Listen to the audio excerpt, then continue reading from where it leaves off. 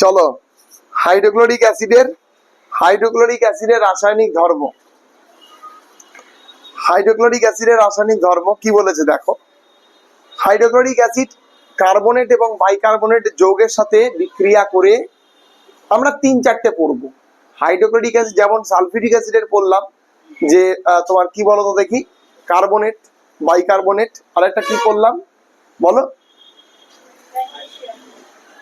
ধাতুর সাথে বিক্রিয়া পড়লাম।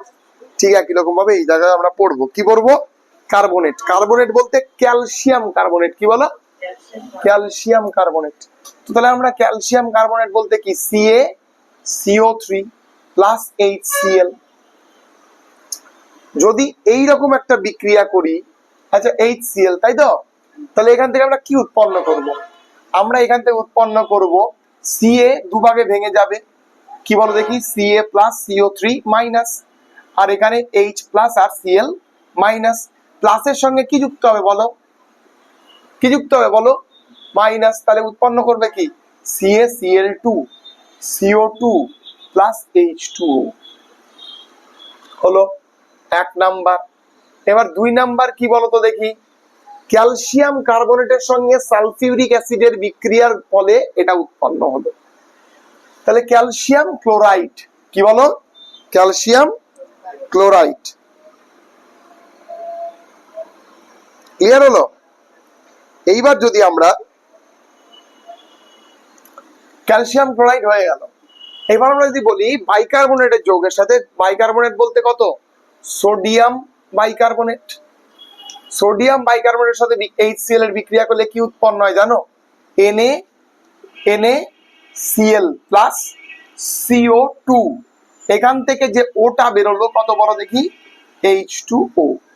তাহলে সোডিয়াম ক্লোরাইড, কি বলো, সোডিয়াম ক্লোরাইড। এবার 3 নম্বর হচ্ছে, একটা হলো, 2 নম্বর হলো, আর এবার আমরা করবো হচ্ছে HCl এর সঙ্গে সালফিউরিক অ্যাসিডের, ক্ষারের, HCl হাইড্রোক্লোরিক অ্যাসিড, তার সঙ্গে ক্ষারের বিক্রিয়া ঘটানো হলো, কি উৎপন্ন করা হলো, NaCl প্লাস H2O। লবণ এই প্রক্রিয়া উৎপন্ন করা হয়, HCl এবং NaHSO4 তার সাথে বিক্রিয়া করে উৎপন্ন হলো NaCl প্লাস H2O। ভালো করে বুঝবে, এটা কিন্তু প্রথমে হচ্ছে কার্বনেটের সাথে, সোডিয়াম কার্বনেটের সাথে, এটা হচ্ছে ক্ষারের সাথে। কেমন ভাবে ক্ষারের সাথে হলো, এইটাকে ভেঙে যাও, HCl Cl minus, Na plus আর OH মাইনাস, প্লাসের সঙ্গে কি যুক্ত হয়, মাইনাস, সোডিয়াম ক্লোরাইড, OH এর সঙ্গে H যুক্ত করলে কি বলো দেখি, H2O। বলো বোঝা গেল কিনা, ঠিক আছে। এইবার তারপরে কি বলেছে, তারপরে বলেছে ধাতুর সাথে বিক্রিয়া। ঠিক একই রকম ভাবে ধাতু বলতে কি বলো দেখি, ZnHCl উৎপন্ন কি করবে বলো, ZnHCl কি উৎপন্ন করবে, Zn এর সঙ্গে HCl এর ধাতুর সাথে বিক্রিয়া করলে এখানে 2 দিলাম, ZnCl2 প্লাস কত বলো দেখি, H2 গ্যাস হিসেবে বেরিয়ে গেল। ঠিক একই রকম ভাবে ম্যাগনেসিয়ামের সঙ্গে HCl এর বিক্রিয়া করলাম, কত বলো দেখি, MgCl2 প্লাস H2 গ্যাস হিসেবে বেরিয়ে গেল। তাহলে জিঙ্ক ক্লোরাইড এবং ম্যাগনেসিয়াম ক্লোরাইড, জিঙ্ক ক্লোরাইড এবং ম্যাগনেসিয়াম ক্লোরাইড উৎপন্ন হলো।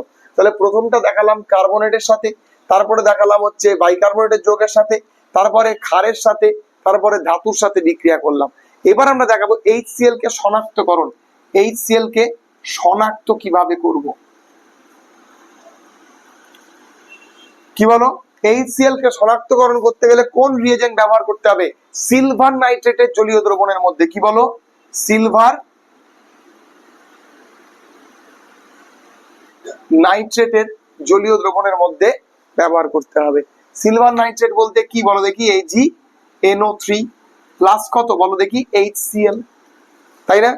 এখান থেকে যদি আমরা ভাঙি কি পাবো বলো, Ag প্লাস আর NO3 মাইনাস, H প্লাস আর Cl মাইনাস, প্লাসের সঙ্গে মাইনাস যুক্ত হলো, তাহলে এটার সঙ্গে এটা যুক্ত হলে কি বলো দেখি, AgCl2 আর HNO3, ঠিক আছে।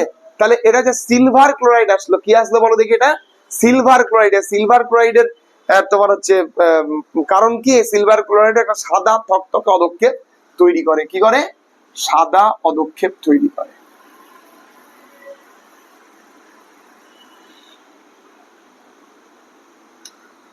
ঠিক আছে, ব্যাস এই তো HCl রিলেটেডই যা সমস্ত রকমের তথ্য রয়েছে, সমস্ত তথ্য আমি এখানে আলোচনা করে নিলাম।